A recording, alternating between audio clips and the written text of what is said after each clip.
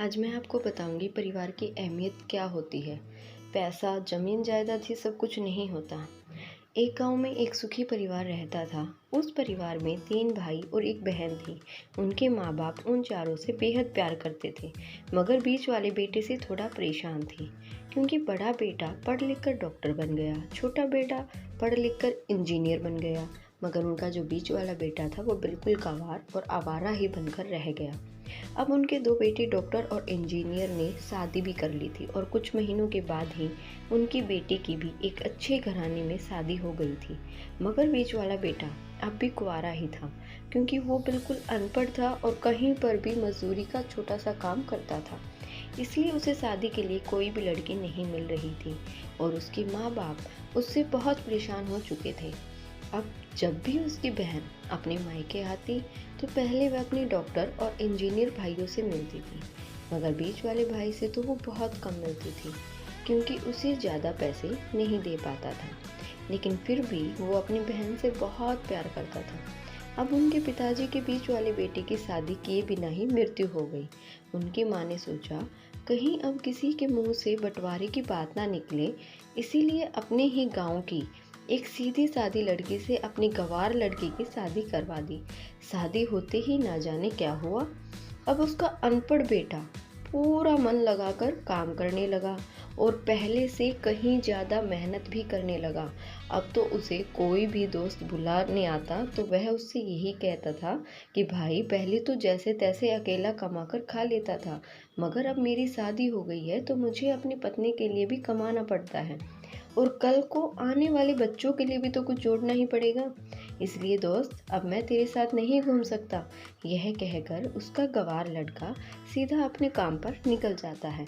अब उसके दोनों भाई डॉक्टर और इंजीनियर आपस में यह बात करते हैं कि हम दोनों तो उस गंवार से कहीं ज़्यादा पैसा कमाते हैं, इसलिए हम सब घर और ज़मीन का बंटवारा कर लेते हैं और उस गंवार से अलग हो जाते हैं, क्योंकि अब वो हमारे बराबर कभी भी नहीं कमा सकता। इसलिए उन दोनों भाइयों ने अपनी माँ के लाख मना करने के बावजूद भी बंटवारे की तारीख तय कर दी और उन्होंने अपनी बहनों को भी बुलवा लिया और अपने गंवार भाई से कह दिया कि आज तुम अपने काम पर मत जाना, क्योंकि हम सब आज घर और ज़मीन का बंटवारा करेंगे।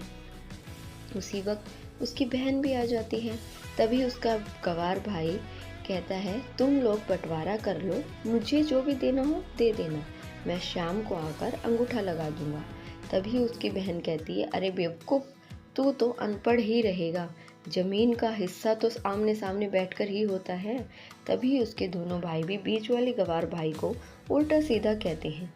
तभी उसकी माँ भी कहती है कि बेटा, आज तो काम पर मत जा, बंटवारा तेरे सामने ही होगा तो ही अच्छा है। उसी वक्त वकील भी आ जाता है। तभी वकील कहता है कि आप घर का सारा हिस्सा मिलकर 10 बीघा ज़मीन है और आपका घर है। अब ये बताओ कि किसको कितना हिस्सा देना है, मैं उसी हिसाब से बंटवारे के कागज़ बना दूंगा। उसी वक्त उनके गंवार भाई कहता है कि वकील साहब, 5-5 बीघा मेरे दोनों भाइयों के नाम लिख दो और ये जो हमारा मकान है ये मेरी प्यारी बहन के नाम कर दो।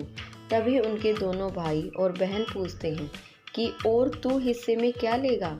तभी उनका गंवार भाई कहता है कि मेरे हिस्से में मेरी प्यारी माँ है ना। और तभी वो अपनी पत्नी की तरह मुस्कुराते हुए कहता है कि क्यों मेरी प्यारी पत्नी, क्या मैंने गलत कहा। उस गंवार की पत्नी अपनी सास से लिपट कर कहती है कि माँ से बड़ी वसीयत क्या होगी मेरे लिए। और उसी वक्त उसका गंवार पति भी अपनी माँ से लिपट जाता है। गंवार बेटे बहू की इसी प्यार ने जमीन जायदाद के बंटवारे को एक सन्नाटे में बदल दिया। तभी बहन अपने गंवार भाई के गले लगकर रोती हुई कहती है कि माफ़ कर दो भैया, मैं आपको समझ नहीं सकी। तभी उसका भाई कहता है कि मेरी प्यारी बहन, इस घर में जितना अधिकार हमारा है उतना ही अधिकार तेरा भी है। और रही बात बंटवारे की, तो बंटवारा नहीं करने से हमारा जीवन रुक थोड़ी जाएगा। क्यों करते हैं हम बंटवारा? क्या हम एक साथ मिलकर नहीं रह सकते, जैसे हम बचपन में मिलकर रहते थे? एक साथ मिलकर रहने को तो ही कहते हैं एक अच्छा परिवार, और उस अच्छे परिवार को संभालती है एक माँ। तभी उसके दोनों भाई भी बहुत शर्मिंदा होते हैं और वो बंटवारे के सभी कागज़ फाड़ कर फेंक देते हैं और उस दिन के बाद से उनका पूरा परिवार खुशी खुशी एक साथ ही रहने लगा। तो दोस्तों, यह थी परिवार और माँ की एक सच्ची कहानी। अगर आपको वीडियो अच्छी लगी हो तो प्लीज़ वीडियो को लाइक शेयर जरूर